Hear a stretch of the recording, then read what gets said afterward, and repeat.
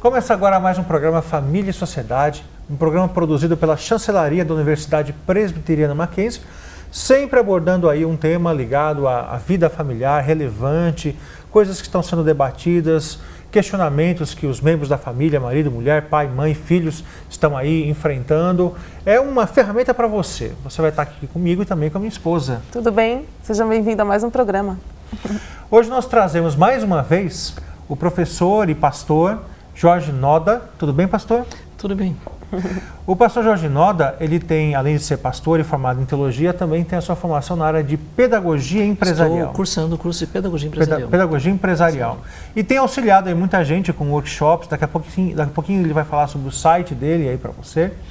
E esses workshops sempre trabalhando nessa área de liderança. E essa área de liderança a gente vai hoje aplicar à família, em especial ao papel do homem, do marido dentro do lar. Pastor Jorge, a Bíblia fala que do marido tem que vir o amor sacrificial e da mulher a submissão. Então, se o amor está em contraposição à submissão, então o amor ele precisa ser um amor que lidera, né? Uma liderança gentil, alguma coisa assim, não é? Mas a sociedade não está muito querendo saber, não está assim, encara isso como um certo tabu, né? O homem ser o chefe do lar. Como o senhor vê isso aí? A Bíblia mudou? Ou nós podemos dizer que aquilo era para aquela época e não para os nossos dias? A sociedade, de forma geral, realmente acha isso até estranho, né? De que em nossa época alguém defenda essa ideia de que exista uma espécie de liderança masculina dentro da família. E hoje, mesmo dentro do contexto cristão, há muitos que estão tentando reler a Bíblia e talvez reinterpretar textos que possam ser meio distantes com aquilo que hoje prevalece em nossa cultura. Mas, ao mesmo tempo, eu creio que a Bíblia é muito direta e nós temos que fazer um exercício de distorcer significativamente o sentido que está ali. Agora, é lógico que as pessoas perguntam, mas aquilo que significava para aquela época, significa para nós hoje a mesma coisa? E eu creio que sim, eu creio que aquilo que a Bíblia ensina sobre família é algo que deve ser aplicado para nós hoje, em pleno século XXI. Agora, é lógico que isso precisa ser interpretado de uma forma muito clara. Exatamente isso que você mencionou, né? Eu estava pensando, se o homem amasse a sua esposa como Cristo amou a igreja, o maior amor que já existiu, então tudo mais fica claro em relação a essa questão do que significa a liderança do homem e a submissão da mulher. Sim. Na sua opinião, por que o senhor acha que está acontecendo esse fenômeno, né? Por que a sociedade tem tanta resistência em relação a essa questão? Né? Será que é só a questão do feminismo, né, que deu à mulher um papel que talvez de igualdade, né, não que ela seja diferente, mas trouxe para a mulher, né, essa posição que ela deveria talvez assumir uma liderança em relação ao homem.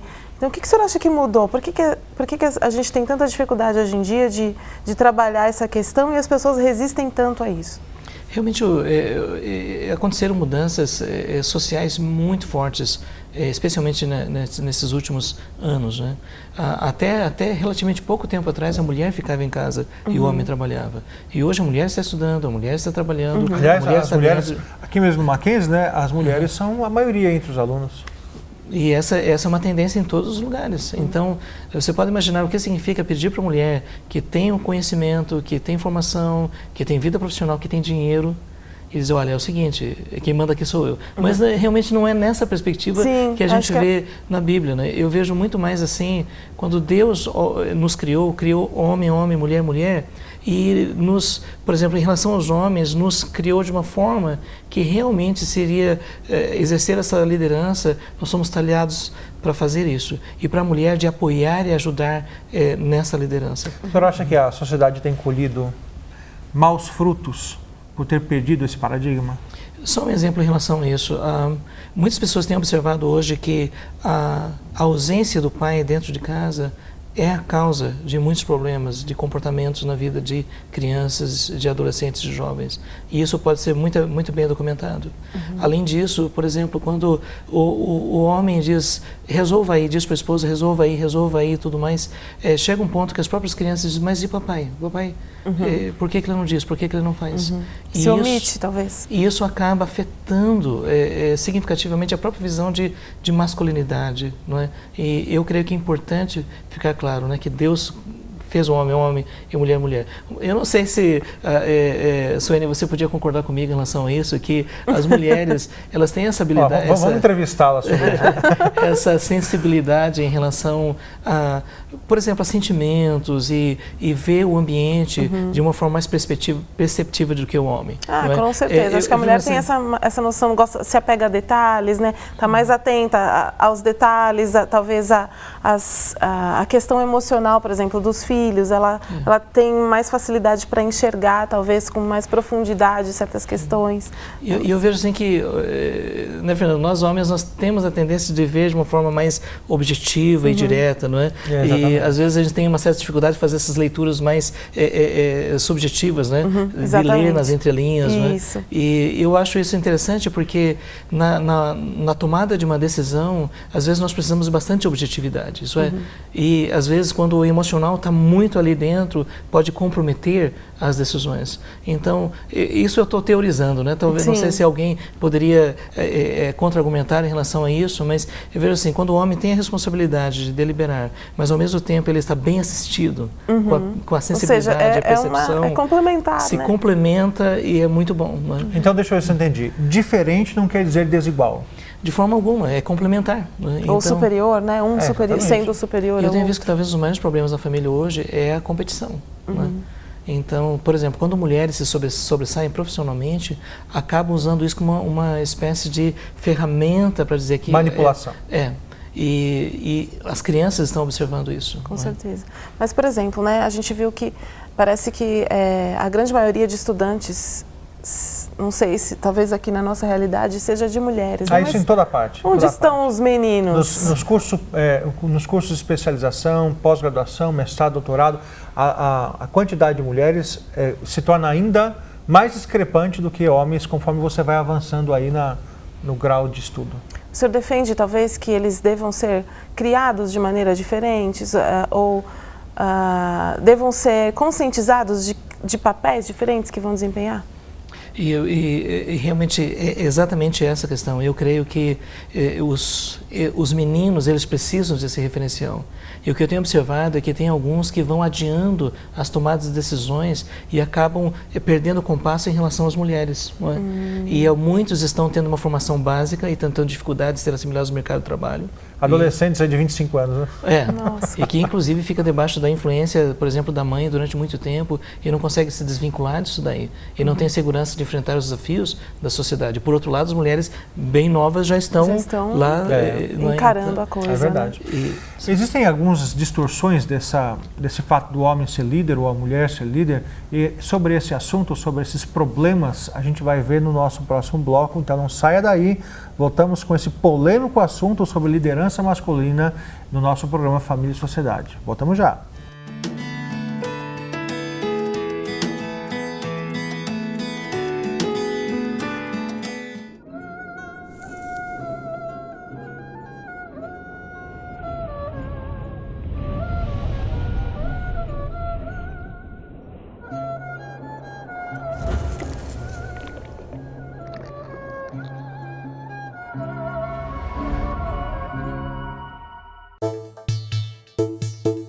Suas ideias têm futuro.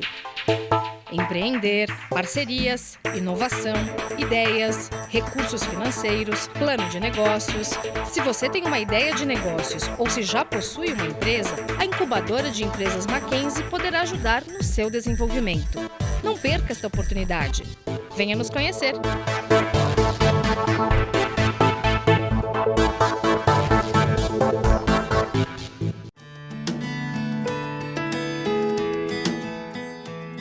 Voltamos com o programa Família e Sociedade, falando sobre um tema muito polêmico, cheio de mulheres aí sentadas no sofá, se arrepiando, porque a gente está falando sobre liderança masculina, né? Durante o intervalo aqui, a minha esposa já andou brigando comigo. Não é verdade, brincadeira. Mas, pastor Jorge, talvez um pouco dos problemas da mulher ver uma liderança no homem é porque isso era distorcido até então, não é? Por exemplo, até a década de 60, quando começou a despontar os principais movimentos feministas, a submissão da mulher era vista como subserviência, não é? O que o senhor tem a dizer sobre isso? Não tem nada a ver submissão com subserviência, né? E eu creio que mesmo algumas pessoas que ainda aceitam a ideia de que o homem é o líder, alguns homens acreditam que isso dá a eles o direito de oprimir, de constranger, sabe? Eles olham... Aniquilar o temperamento, a individualidade, a identidade da mulher. Parece que houve um descompasso, né? Porque se até então essa conquista das mulheres foi para que elas deixassem de ser vistas como um ser de segunda categoria ou de serem maltratadas pelo fato de serem mulheres, hoje a gente está caindo num outro extremo, né? Parece que é aquela perspectiva do pêndulo, né? Quando ele está num extremo, a tendência é ir para o outro. Né? Mas olha só, há menos de 100 anos as mulheres não votavam. Pois é.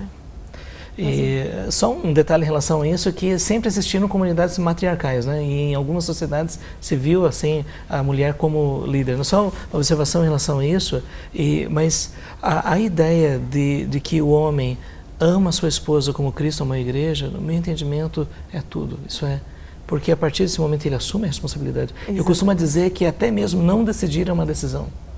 E que o homem responde diante de Deus realmente pela omissão ou pela passividade. O senhor acha que a omissão é o maior problema do homem?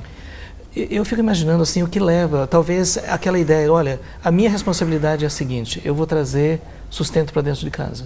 Mas a Bíblia mostra que ser homem é muito mais do que isso. É o papel do educador, é o papel do líder, né? É o papel do esposo. É o que toma a iniciativa. Né? Então, e quando isso é visto nessa perspectiva, e eu creio que daí é importante que o homem diz, eu fui vocacionado por Deus para ser homem e atuar como homem na sociedade. Então, vejo aí talvez os grandes desafios, né? Inclusive hoje tem surgido diversos ministérios dentro do contexto cristão voltados para fortalecer essa questão de ser homem na perspectiva bíblica, não é? Talvez com o advento, com esse movimento, não sei, do homossexualismo, se tem alguma influência em relação a isso, né?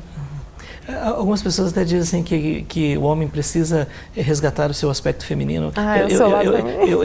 Eu não diria isso, sabe? Porque, por exemplo, quando eu olho para o próprio Jesus, que era homem, ele era sensível.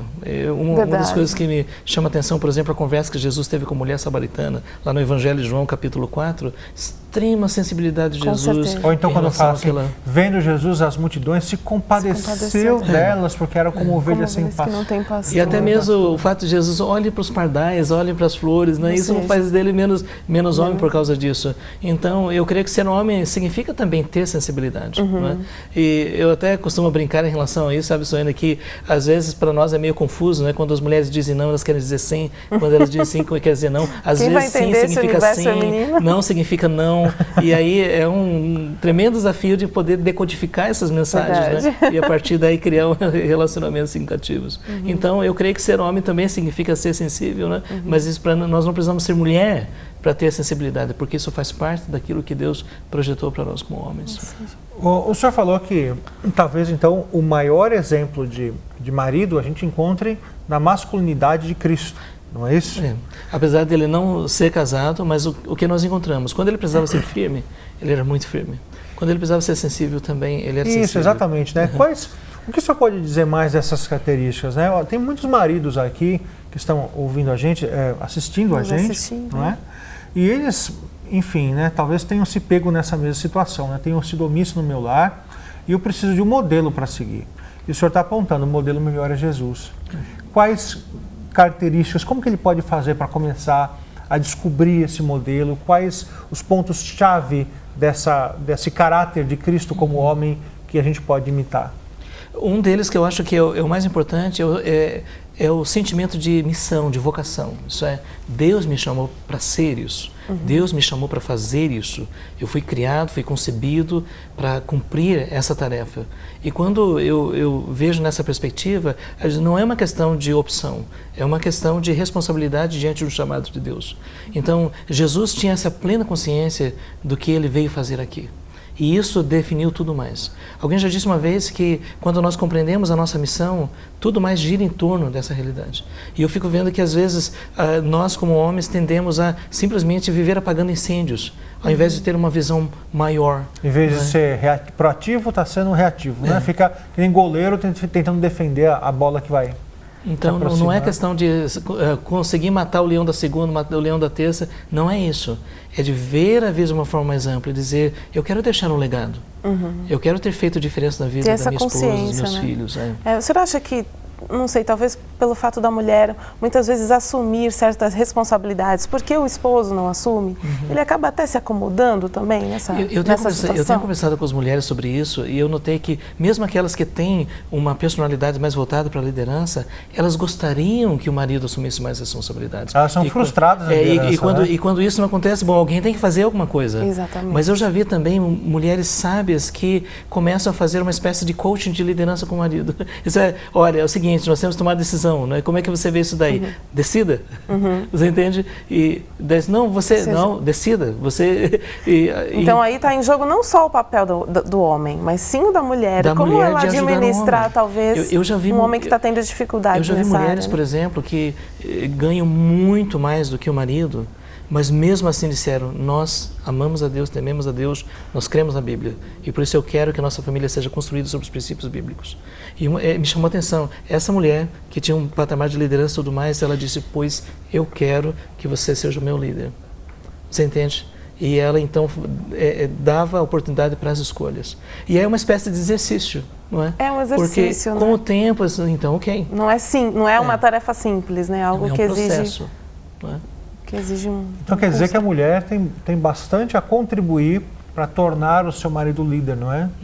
Não é... Aquela história de que atrás de um grande homem existe uma grande mulher, em parte eu concordo, né? Sim. Mas também do lado de uma grande mulher existe um grande homem. Mas, é uma unidade, né? Mas de qualquer forma, a mulher realmente tem um papel fundamental. Porque na medida em que ela diz para o marido, olha, a responsabilidade, você é o nosso sacerdote. E isso fique bem claro. Não é? E, por exemplo, uma das coisas que eu creio que sejam delicadas dentro do relacionamento familiar é na criação de filhos. Não é? Por exemplo, o pai diz, você não vai fazer isso. E a mãe diz, você vai. E aí fica aquilo, né? É a crise de autoridade, né? Então, quando há essa consonância no sentido assim, olha, a gente não vai discordar. Não é? Então, aquilo que for decidido é aquilo que vai ser... Pode-se conversar... Podemos conversar numa outra ocasião, em outro momento. Bom, eu gostaria que a gente tentasse relacionar, a gente vai fazer isso no próximo bloco, aquilo que a gente começou a falar no nosso início do programa, a respeito de liderança e amor. Então isso, no próximo bloco a gente vai abordar esse assunto, então não saia daí, voltamos já com Família e Sociedade.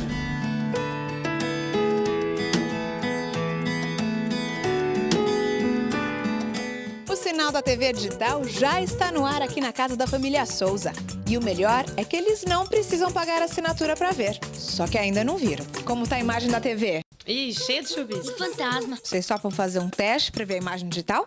Claro, vamos lá. É muito simples. É só instalar uma antena de HF, conversor digital e vejam só a qualidade de imagem e som. Uau, foi tão fácil pegar. Sinal da TV Digital. É pra você. É de graça. É bom de ver. Voltamos a falar sobre liderança masculina no nosso programa Família e Sociedade. Esse assunto espinhoso para alguns, mas harmonioso, segundo o pastor Jorge Noda, nosso convidado. Pastor, terminamos o bloco anterior falando que a mulher também pode ajudar o marido a ser um bom líder. Então olha que interessante, né? Algumas mulheres dizem assim, assumir a liderança do lar por causa da omissão do meu marido. Mas essa não é a única alternativa então, não é? De forma alguma. É de encorajar o marido a que ele assuma isso. Então vamos lá, de maneira prática, tem um monte de esposas ali frustradas, algumas delas frustradas porque seus maridos não são líderes. O que o senhor pode dizer para elas? O que praticamente elas podem fazer?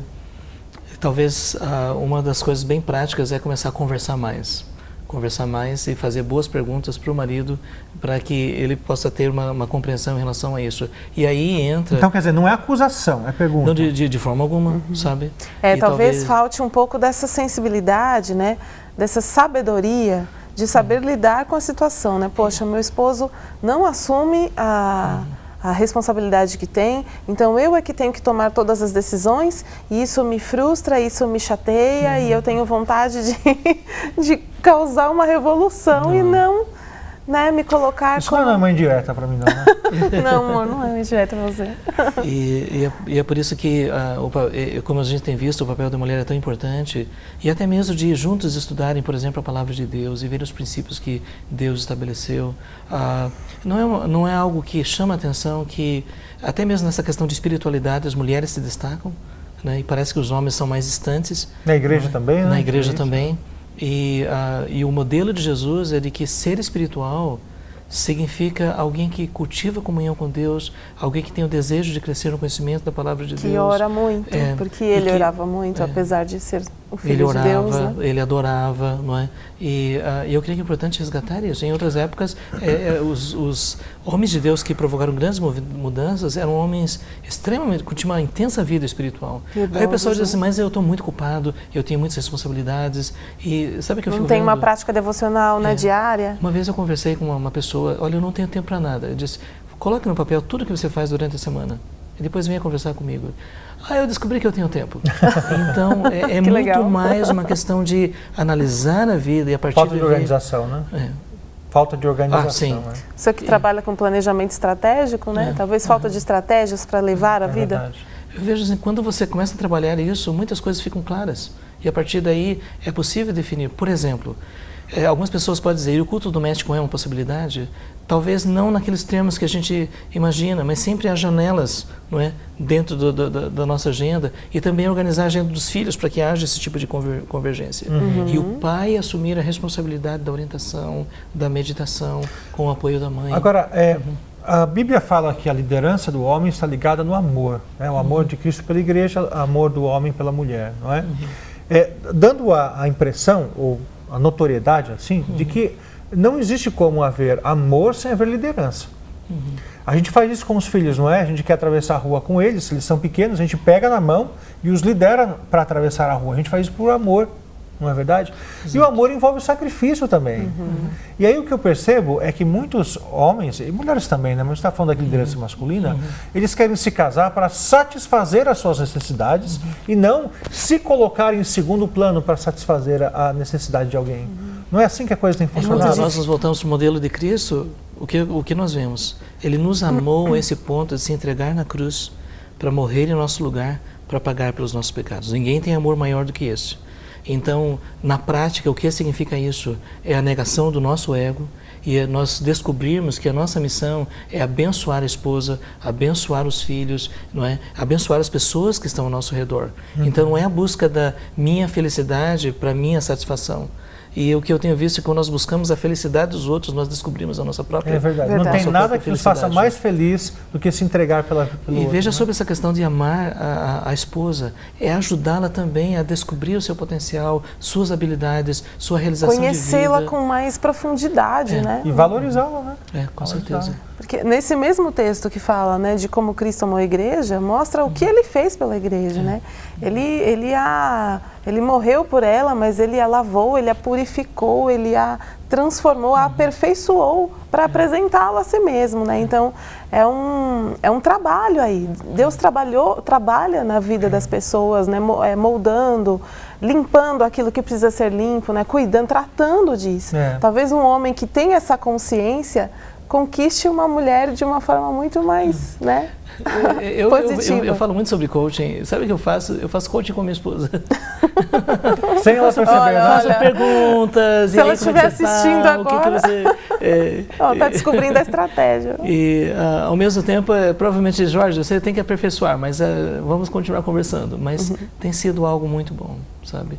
No sentido, assim, de descobrir até mesmo essa vocação espiritual e outras áreas de atuação, de a gente ver o que é a criação dos filhos, de chegar a uma convergência, é muito especial. Então, quando eu olho para Jesus, eu vejo um referencial que está ali, não é um referencial completo, né? Completo. E então nós temos uma boa maneira de olhar para essa questão da liderança masculina.